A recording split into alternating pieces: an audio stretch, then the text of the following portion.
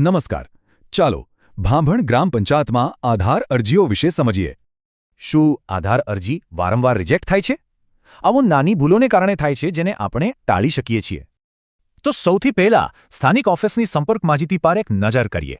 અહીં ઓપરેટરનું નામ, નંબર અને ઓફિસનો સમય છે.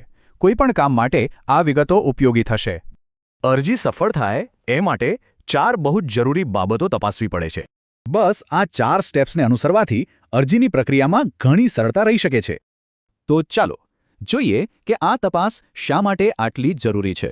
શરૂઆત કરીએ માતાપિતાની વિગતોથી. બાળકનું આધાર માતાપિતા સાથે જોડાયેલું હોય છે, એટલે એમના કાર્ડમાં ભૂલ હોય તો બાળકની અરજી રિજેક્ટ થઈ શકે છે. હવે બીજું ચેક. આ છે દસ્તાવેજોની એકદમ સચોટ મેળવણી વિશે. આમાં એક વાત ખાસ ધ્યાનમાં રાખવા જેવી છે. ડોક્યુમેન્ટ્સ 100% પરફેક્ટ મેચ હોવા જોઈએ.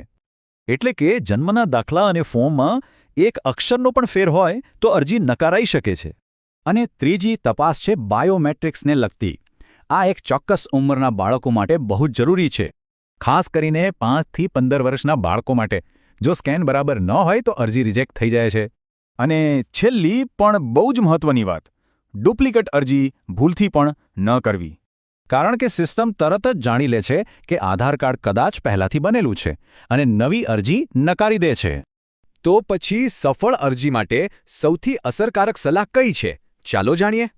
સૌથી સારો ઉપાય એ છે કે ફોર્મ જમા કરતા પહેલા બધી વિગતો શાંતિથી જાતે જ ચકાસી લેવી.